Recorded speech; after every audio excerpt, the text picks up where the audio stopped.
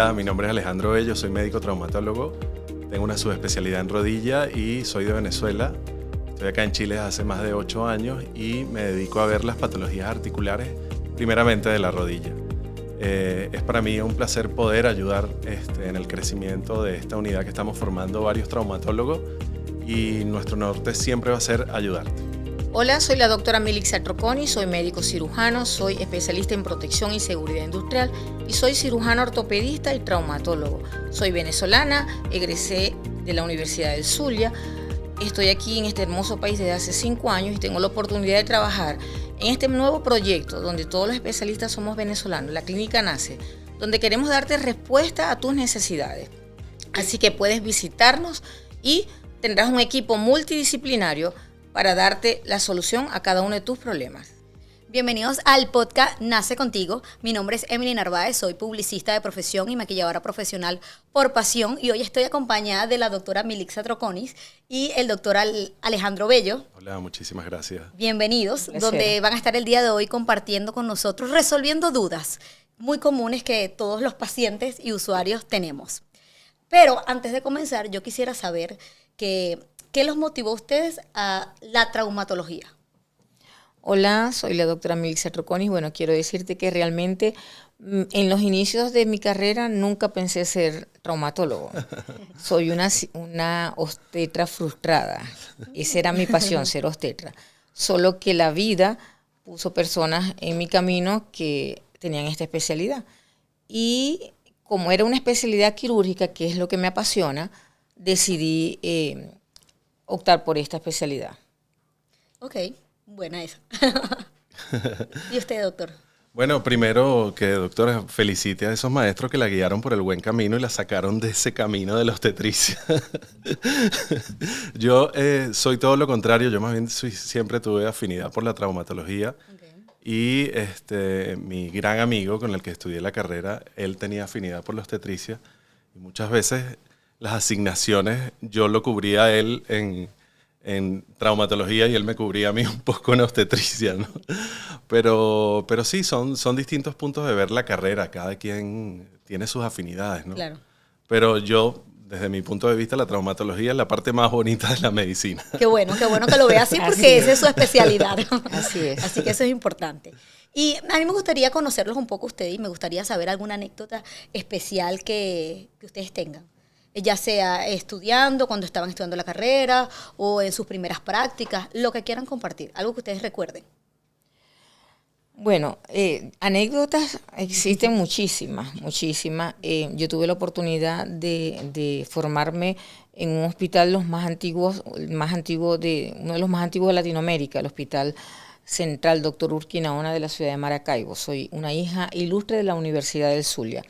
Y realmente es un posgrado universitario donde se preservaba esos conceptos de nuestros maestros sobre lo que es la ortopedia y la traumatología. Un hospital muy pequeño, con muy pocas camas, pero realmente donde se cuidó eso, la esencia, la verdadera esencia, primero de un médico, que en los últimos tiempos se ha venido perdiendo, no solamente en Venezuela, sino en Latinoamérica, esa esencia del ser médico, de por qué ser médico. Y allí en el área de la ortopedia, bueno, se nos enseñó a preservar. Nuestra escuela viene de una escuela brasilera, donde la anécdota más importante del posgrado es que se preservaba el que todos nosotros teníamos que estar vestidos de blanco. Okay.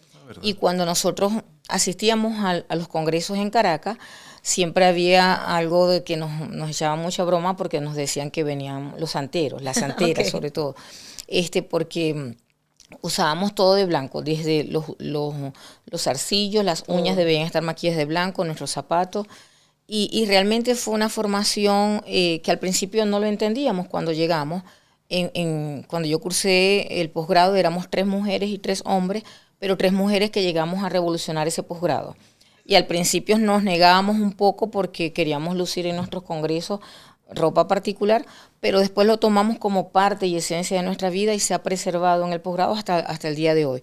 Entonces demostramos que con disciplina y trabajo podíamos estar bellas, bien, las 3 chicas bien bellas y todo el tiempo marcar la diferencia en el posgrado.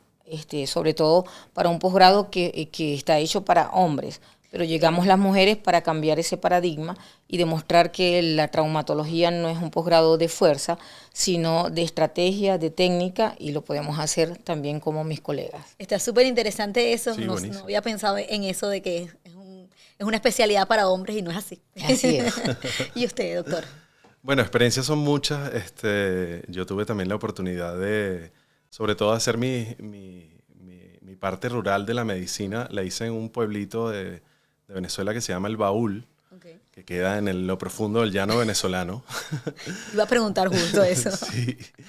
Y como experiencias, bueno, un día camino al ambulatorio pasó un cunaguaro y fue un momento así mágico, realmente. En ese momento, año 2006, todavía los celulares no tenían cámara. Creo que era Nokia de culebrita. Sí.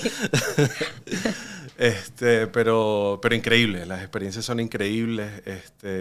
También he tenido la oportunidad de trabajar en el fútbol, que también me apasiona como deporte. Entonces, estar sentado en la banca y estar de frente con el juego es también una experiencia que va de la mano con la medicina y es totalmente distinta, ¿no? Oye, qué interesante todo eso porque son diferentes perspectivas. Sí. Y ahora, para entrar un poco en tema, ¿cuáles son las diferencias entre traumatología y ortopedia? Bueno, la traumatología es la rama de la medicina que se encarga, es decir, traumatología significa logos, que es estudio, y trauma, todo lo que se refiere al accidente, al trauma, a la lesión del aparato musculoesquelético. Y la ortopedia es una palabra conjugada, donde orto es recto y paido es niño. Entonces es la especialidad, rama de la traumatología que se encarga de estudiar todas las deformidades congénitas del aparato musculoesquelético. Es la rama que estudia todas las deformidades, donde vemos allí el pie plano, que es lo más común, la escoliosis, el pie cabo, la displasia de cadera, que en este país, gracias a Dios, se estudia muy bien, ¿verdad? Y se hace un despistaje temprano para evitar consecuencias nefastas de lo que va a conllevar un niño con una displasia de cadera no tratada. Tenemos también el pie equinovaro, que es muy común, una patología deformante, y bueno, de eso se encarga la ortopedia. Entonces esa es la gran diferencia entre una y otra. Una consulta. ¿Por qué dicen, porque no estoy segura, que la displasia de cadera tiene un mayor porcentaje en niñas que en niños?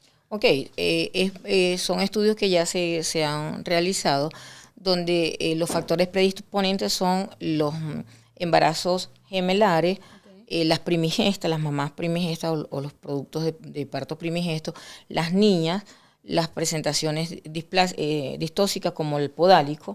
Entonces, esos son los factores.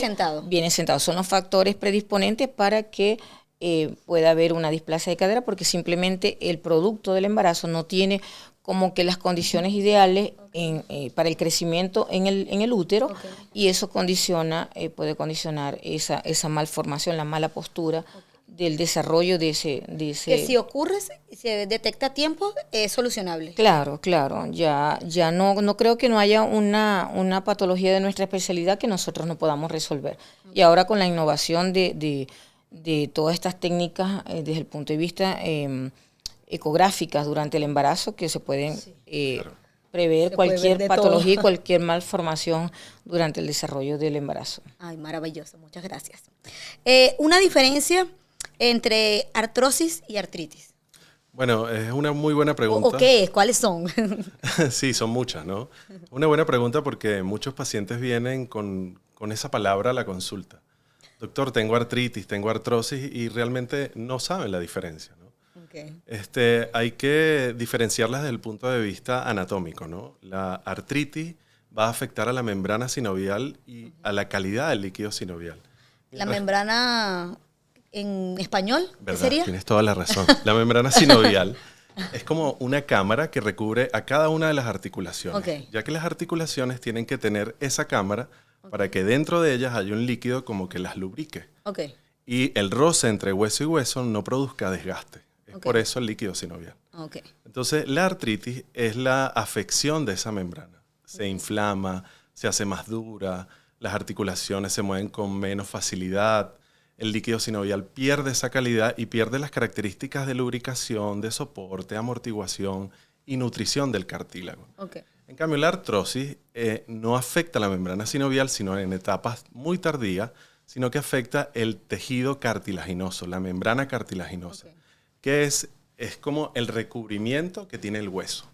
Y ese recubrimiento se da en las articulaciones, porque las articulaciones tienen que moverse entre tejidos cartilaginosos, ya que si se mueven dentro de tejidos óseos meramente dichos, se va a ver un desgaste.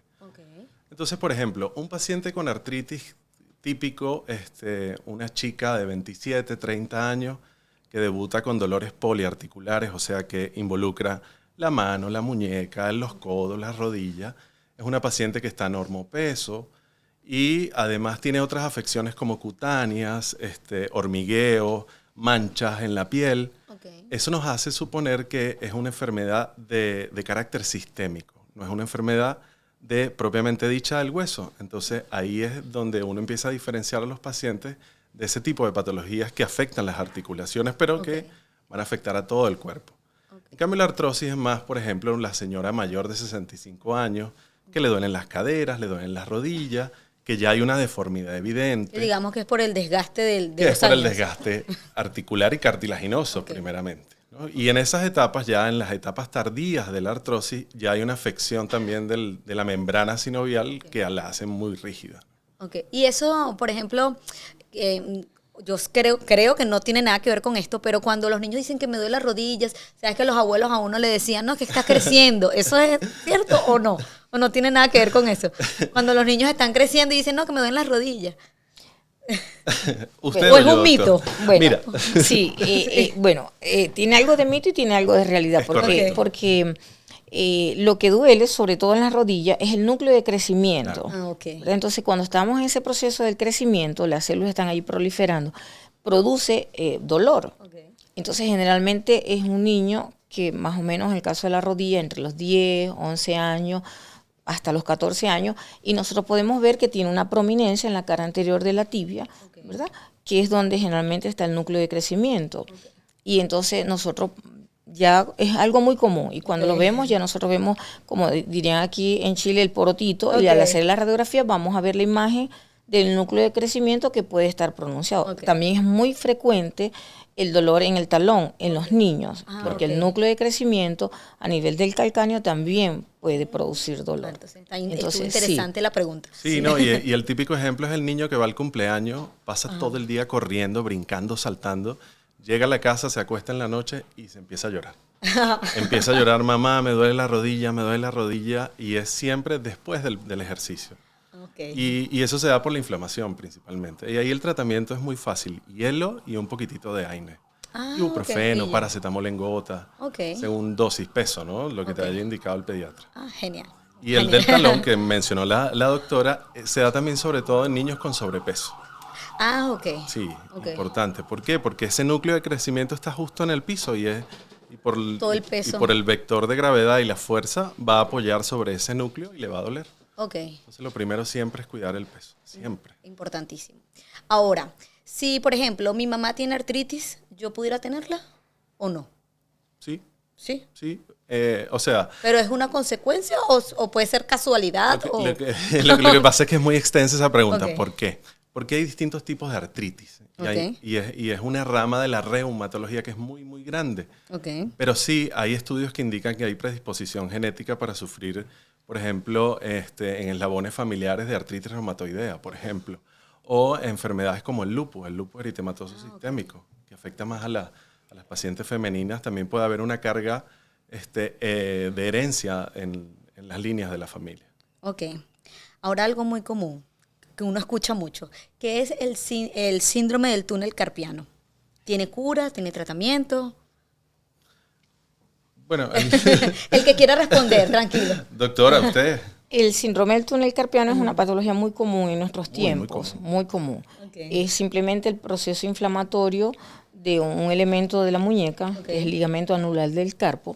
Yo siempre les explico a los pacientes, porque aquí en Chile se llama igual una onda, que es esa liga roja que utilizábamos de niños para preparar nuestra onda. Teníamos la Y, que era la madera, y nosotros con la onda. Esa liga roja representa el ligamento anular del carpo.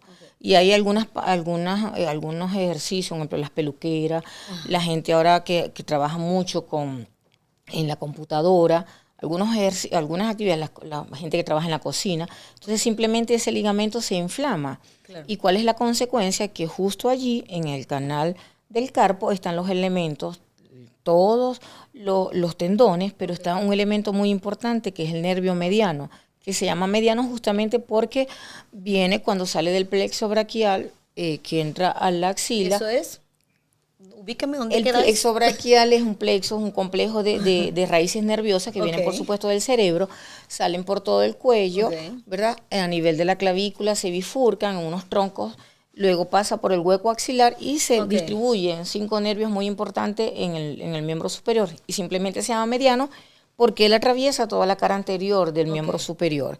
Entonces, allí cuando ese ligamento se comprime porque está inflamado, va a provocar, el paciente va a venir con adormecimiento, que es la parestesia, dolor muy profundo, y es una patología progresiva.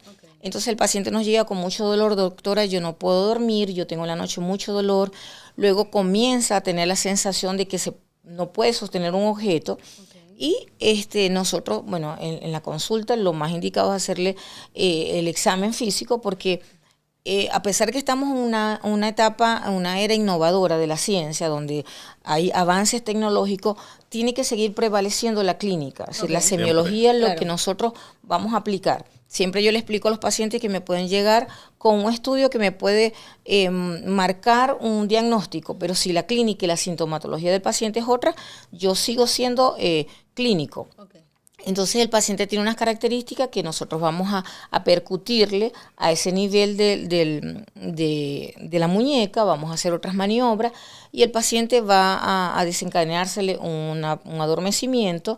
Y lo debo corroborar siempre con una electromiografía, porque anteriormente nosotros podíamos por clínica llevar un paciente a pabellón, pero ahora todo ha cambiado, está la parte médico-legal, y lo que a mí me respalda, yo siempre le digo al paciente, yo sé cuál va a ser el resultado del estudio, pero yo tengo una electromiografía que es el estudio electrofisiológico, que nosotros vamos a tener el respaldo que el paciente sí tiene una compresión del nervio mediano. Correcto. Y es una patología que la podemos tratar, ¿verdad? Desde el punto de vista médico, luego podemos llevar al paciente a que se coloque una ortesis, que es una muñequera para darle reposo a la articulación, pero como casi todas las patologías de nuestra especialidad termina siendo quirúrgico. Lamentablemente estamos en Chile, pero en Latinoamérica todos nuestros pacientes, yo ahora que me ha tocado emigrar me doy cuenta que es el mismo concepto desde Venezuela hasta la Patagonia, donde todos nuestros pacientes siempre quieren que la resolución sea médica, pero nuestra especialidad generalmente termina siendo casi todas las patologías quirúrgicas. Y uno le explica al paciente que primero es el tratamiento médico, luego la parte de la ortesis, de la relajación, es decir, el reposo de la articulación, pero termina siendo quirúrgico porque hasta que no liberemos ese ligamento anular, el nervio no se va a poder liberar. Y entonces, y mientras el paciente más retarde la cirugía, el nervio va a tener mayores consecuencias. Y vamos a ver que lo operamos y el paciente nos dice, doctora, pero es que resulta que yo sigo, porque ya es un nervio que tiene una lesión y es difícil recuperar la lesión del nervio mediano. Correcto. Como cualquier otro nervio. Eso me hizo mucho, me recordé de que yo soy operada de columna y durante un año y medio aproximadamente me pusieron corsé, intentaron con terapias, no sé, pero al final la solución fue quirúrgica. Sí. Y fue, bueno, gracias a Dios fue un éxito, pero fue bastante tedioso todo el procedimiento y por eso me llamaba mucho la atención esta sede de traumatología porque, bueno, yo estuve mucho tiempo rodeada de traumatólogos, de ortopedia, y bueno, al final se operó, pero se logró el objetivo. ¿Y te operaron por escoliosis? Me operaron por escoliosis, tenía una escoliosis bastante elevada, de 45 grados. Quirúrgica. Sí, le estaba comentando al doctor que yo tenía, cuando me la descubrieron tenía 11 años. Y no me había desarrollado, no habían como motivos, decía el doctor, no encontraba. Al final, bueno, me puse un corset, que fue horrible la experiencia. Sí, claro, que son 13 horas al día. Sí, o sea, mínimo usarlo. Y eso era durísimo. No, horrible. Y tenía que dormir con él todo. Al final no sirvió. Y un día llegué y me lo quité y le dije, ¿sabes qué, mamá? Vamos a decirle al doctor que me opere porque no me lo voy a poner más. Claro. O sea, me salían así como burbujitas en la piel. Horrible. Y me pusieron una barra de titanio con 8 tornillos. Pero bueno, todo salió bien. Un éxito. Sí, hasta el sol de hoy yo no he tenido ningún tipo de problema. Bueno. Pero fue bastante tediosa todo ese proceso. Ahora, ¿Es normal que las personas tengan esguinces todo el tiempo en el mismo lado? Por ejemplo, en el tobillo. Que yo siempre conozco gente que dice, no, tengo un esguince y siempre es en el mismo lado. ¿Es normal? Ok, no es que es normal, solo que desde el momento que tú tienes tu primer esguince, tal vez fuiste maltratado o tal vez simplemente no acudiste al especialista. Es muy común también en nuestros países en Latinoamérica que el paciente acuda a un curandero, al que te va a sobar, al reparador de huesos, como los nombran aquí en Chile. Entonces eso es un grave error, porque el esguince simplemente es existen grados, entonces pueden ir desde la elongación o el estiramiento, ¿verdad?, de los ligamentos hasta una lesión mucho mayor, que puede haber una ruptura de la cápsula articular, que al igual como lo decía el doctor, la cápsula es esa estructura que recubre la articulación. Entonces, si hay una pérdida de la congruencia de la articulación o una ruptura de un ligamento y tú no te lo trataste bien, esa es una articulación que va a quedar insuficiente, va a quedar con muchos problemas y el paciente, sobre todo las mujeres, no va a poder usar tacones. Entonces, existe un proceso, ¿verdad?, de acudir al médico y nosotros podamos hacer el diagnóstico preciso, igual con maniobra semiológica. Está el procedimiento de hacerte una ecografía de partes blandas del tobillo y dependiendo de lo que nosotros vamos a encontrar, nosotros vamos a actuar.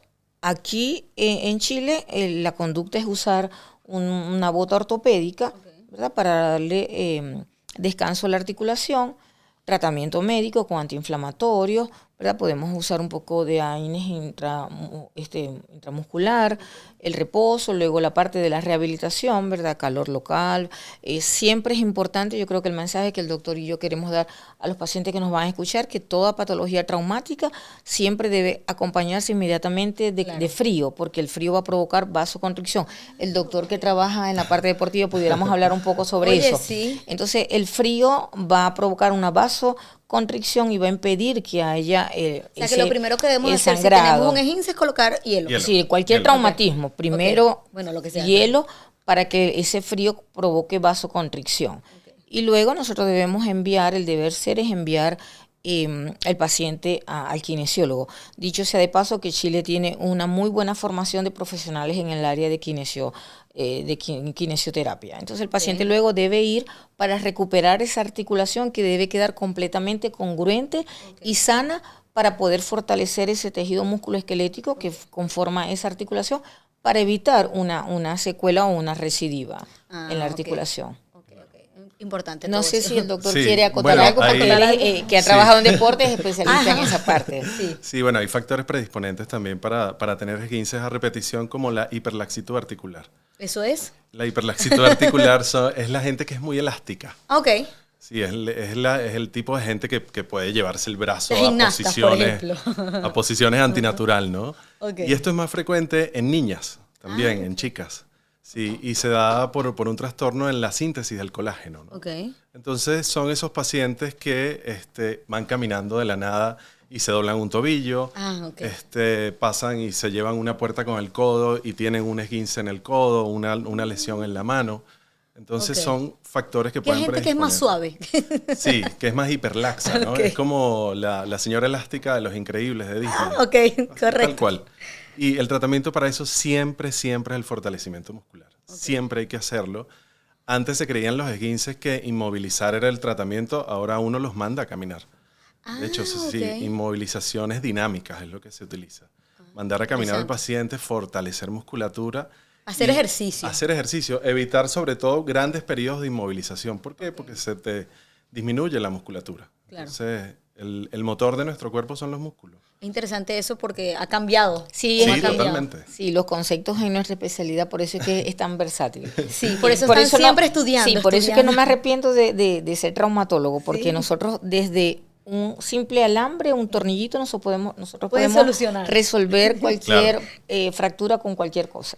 O sea, maravilloso. Es muy versátil, es muy nuestra útil. especialidad. Sí. Fantástico. Ahora bien, ¿influye? Yo estoy segura que sí, pero se los pregunto a ustedes que son los especialistas. ¿Influye nuestro peso en las rodillas? Muchísimo, muchísimo. Sí, los tres grandes enemigos de la rodilla son el sobrepeso, Okay. Las alteraciones articulares, como por ejemplo pacientes que tienen las rodillas hacia afuera, las señoras que tienen las rodillas hacia adentro, las deformidades articulares y los traumatismos, ¿no? Esos son como los tres grandes enemigos de la rodilla. El peso, ¿por qué? Porque va a superar los efectos de amortiguación de la articulación, claro, lo hablábamos recién, y va a haber un mayor desgaste de ese cartílago que va a superar como la tasa que tiene nuestro cuerpo de repararlo. Entonces nos quedamos como en deuda y siempre el cartílago se va a ir deteriorando, y si tú le agregas más peso a esa articulación, más desgaste va a haber. Entonces siempre la primera terapia es mandarle a quitar algunos kilos de peso y siempre te lo van a agradecer. Aunque haya un gran daño, siempre van a sentir mejoría con la pérdida del peso. Ok, interesante también porque es súper importante el tema del peso y nuestra salud. En realidad. Sí, sobre todo. Ahora hablemos sobre, esta la voy a leer porque dice, las infiltraciones articulares. ¿Qué son y cuándo se recomiendan? Bueno, son procesos, primero hay que decir que son procesos invasivos. Claro. Que es un procedimiento médico que debemos cuidar todas las técnicas como si nosotros estuviésemos en un pabellón, aunque estemos en una sala de procedimientos. Porque nosotros vamos a invadir, desde el medio externo, vamos a invadir una articulación. Existe muchos productos.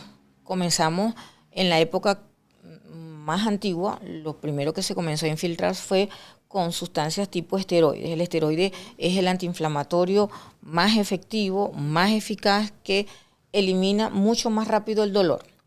Pero como todo en la medicina, lo que hoy es verdad, mañana es mentira, y lo que ayer fue mentira, hoy es verdad. Los antiinflamatorios producen mucho daño a nivel de las articulaciones. De hecho, la articulación que creo que fue la primera en comenzarse a infiltrar es la rodilla. Pero luego de un paciente tener años infiltrándose, cuando llegó a hacerse un implante total de rodilla, entonces cuando abríamos esa articulación veíamos como que habían como que cristales o capullitos allí, y es simplemente los depósitos del esteroide.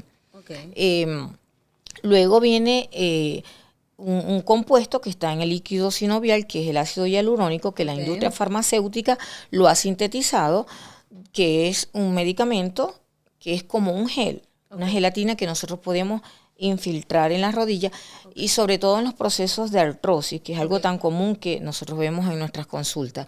Y simplemente es para que ese líquido sinovial que ya ha perdido su capacidad de lubricar o de hacer ese efecto, como explicaba el doctor, de amortiguar esa articulación, el ácido hialurónico lo que viene es aumentar esa concentración y evitar que esas dos estructuras, tanto el fémur como la tibia, puedan rozar y puedan provocar una destrucción.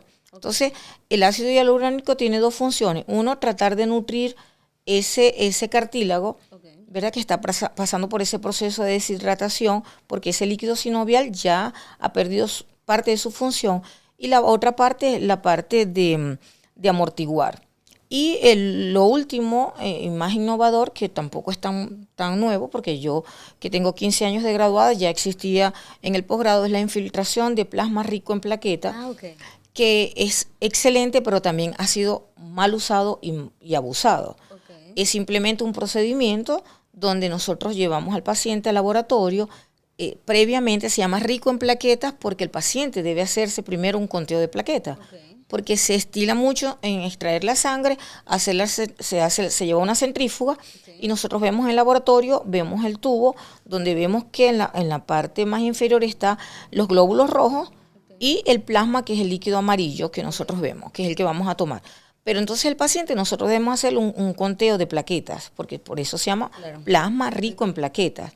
Y nosotros extraemos de forma estéril ese plasma, y bajo un procedimiento, los tres, de que nosotros debemos tener todos nuestros guantes estériles, haber hecho previamente un aseo a la articulación que vamos a infiltrar, procedemos a realizar ese procedimiento, que es un procedimiento médico que debe tener todos los cuidados para evitar complicaciones, porque si está realizado por manos inexpertas, el paciente puede tener una complicación que es un proceso infeccioso a nivel articular y tendríamos una artritis séptica porque nosotros llevamos una contaminación del medio externo a la articulación. Entonces es muy importante. Fíjese, yo pensaba que eso se colocaba solamente... No, el plasma, al igual que el ácido hialurónico, se están usando ahorita muchísimo en cirugía estética, ¿verdad? En cirugía maxilofacial, y nosotros lo utilizamos. Y quiero acotar que con referencia al esteroide, es decir, hace 15 años cuando yo me gradué,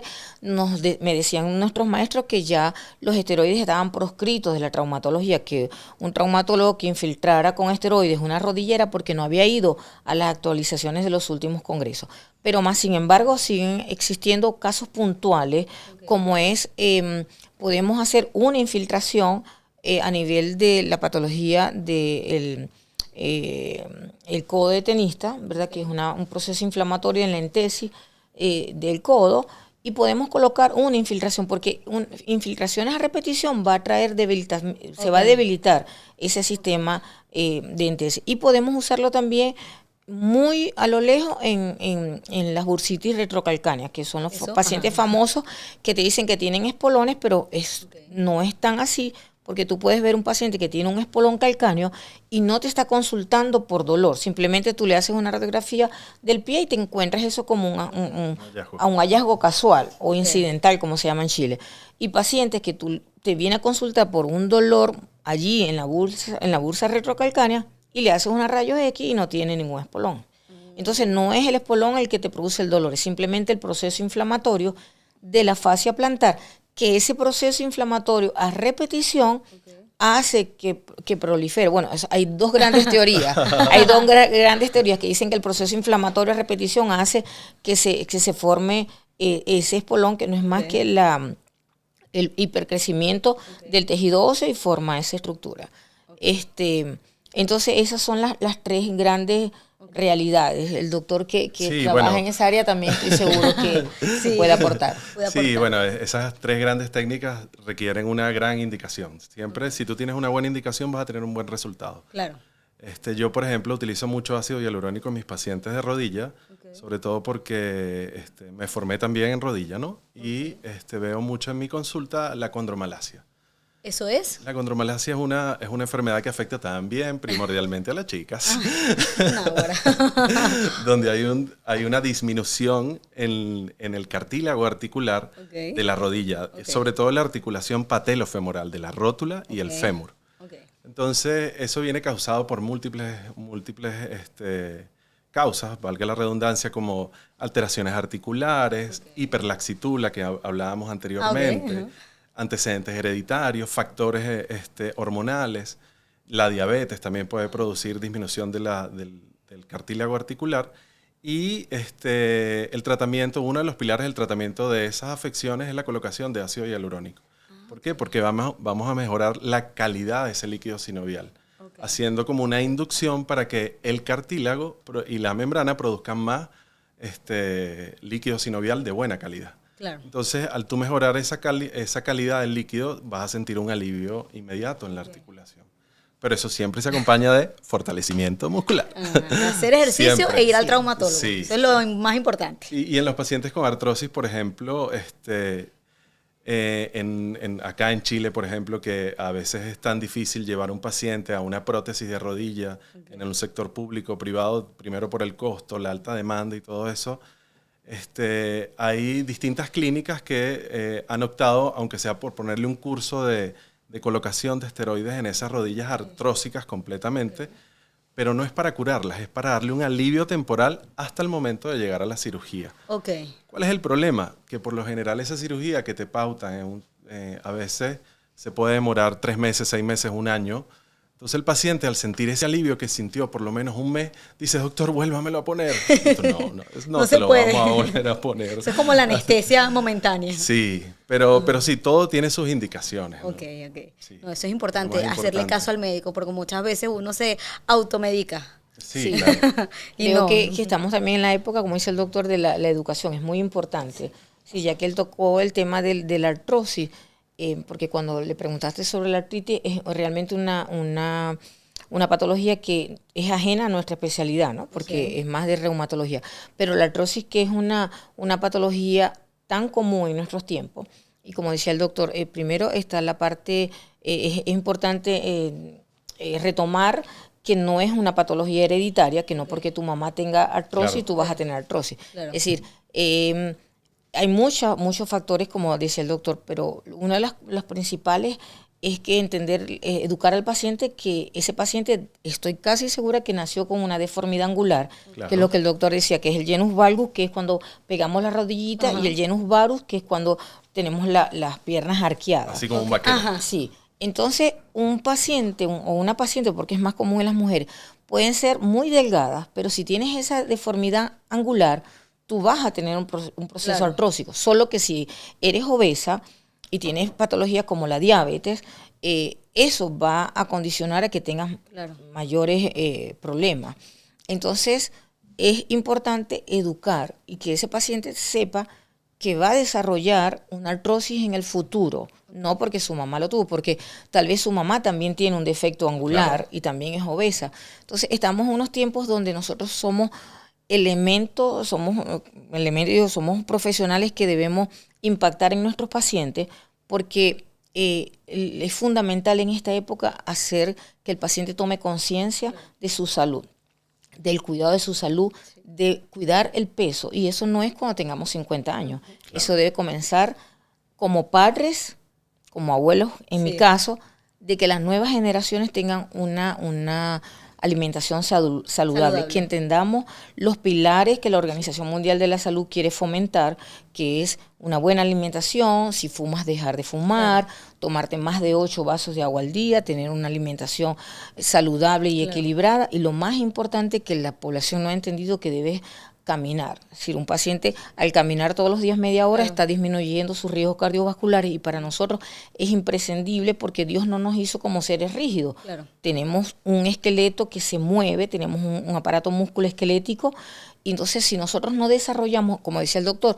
nuestros músculos en los pacientes con fracturas, mientras están en nuestros hospitales, sobre todo por decirte, el cuádriceps es un músculo que se atrofia y luego recuperarlo es sumamente difícil. Sí. Entonces, esos pacientes con artrosis, de entender de que no es una patología hereditaria, que debe cuidarse si tiene una malformación angular, claro, que no se corrigió, porque ahí está la parte ortopédica. Si no se corrigió de niño, bien sea desde el punto de vista ortopédico o también desde el punto de vista quirúrgico, okay, porque existen las osteotomías para eso, para hacer la corrección de las deformidades angulares, tú tienes un factor ya por la deformidad que vas a tener en un futuro un proceso artrósico, que depende del cuidado que le des a tu salud, porque si estás claro, obesa, por supuesto que va a tener más consecuencias, mayor consecuencia.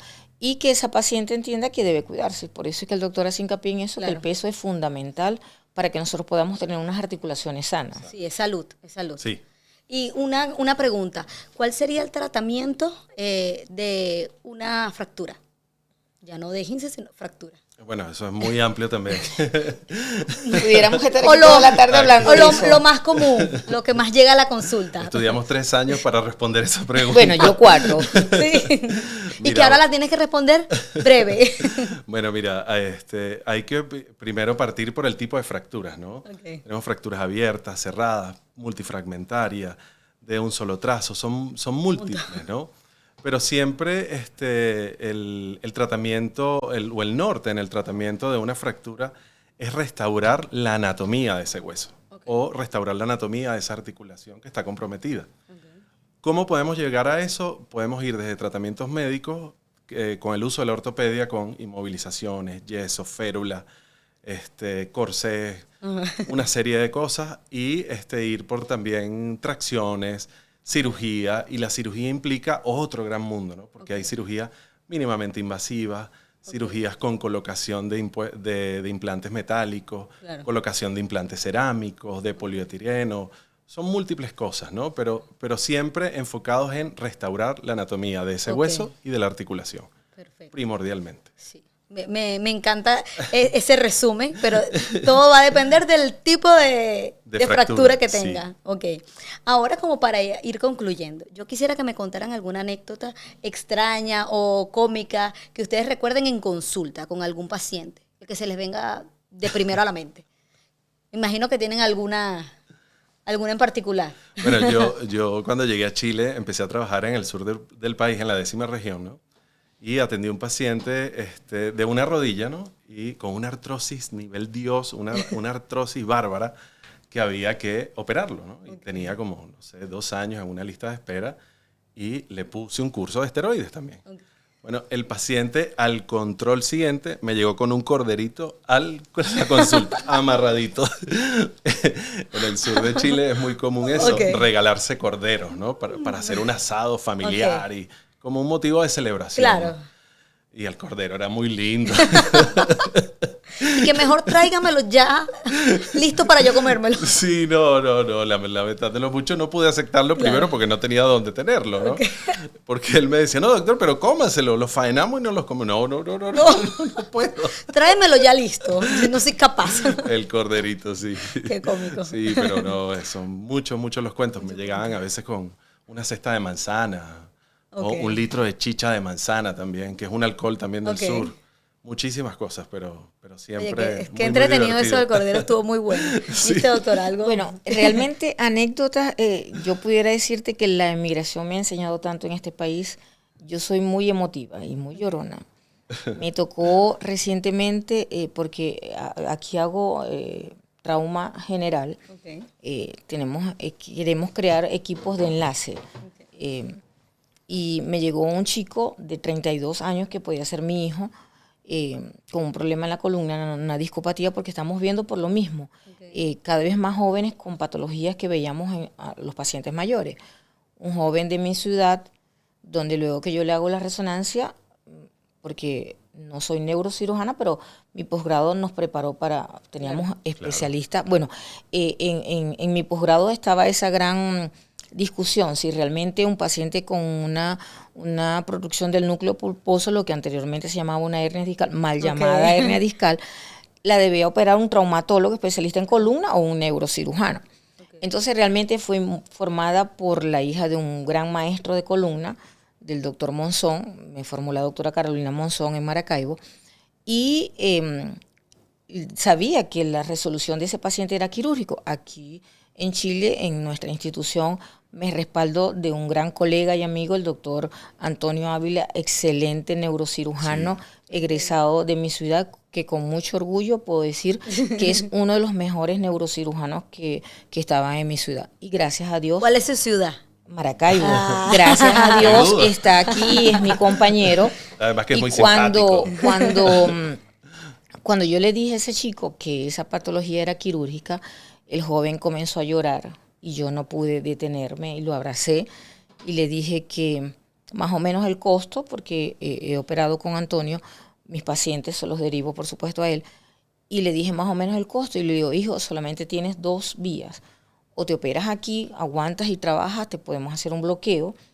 El Antonio te puede hacer un bloqueo para que aguantes y reúnas el dinero, o te vas a Maracaibo, que también hay especialistas que yo te puedo indicar para que te operen. Y una segunda anécdota también muy llorona, que me llegó el esposo, un acompañante, con una gorra de mi equipo, de mi ciudad, de las Águilas del Zulia, y cuando él llega, yo me quedo así estática y digo, no voy a llorar, no puedo llorar, Melixa, porque recuerda lo que te dicen tus hijos, estás en la clínica, y no me pude aguantar. Y lloró. Y me puse a llorar y le dije que por favor me perdonara, que yo era de Maracaibo, pero que era algo porque la emigración nos ha enseñado tanto, que no podía desligar que yo era la doctora y estaba en la clínica, pero que tocaba lo más profundo de mis fibras en ese momento. Uno queda sensible. Yo antes no era llorona, después que me hice mamá, yo no sé qué pasó, no. que me volví llorona por esa es todo. Otra historia. Pero antes no era así. Esa es otra historia. Bueno, muchísimas gracias por acompañarnos el día de hoy, por resolver todas las inquietudes. Bueno, esto es muy extenso, pero aquí un poco un resumen de todas las cosas relativamente comunes que nos pasan a todos. Muchísimas gracias por acompañarnos. Gracias a nuestro auspiciador Laboratorios Abbott y nos vemos en un próximo episodio.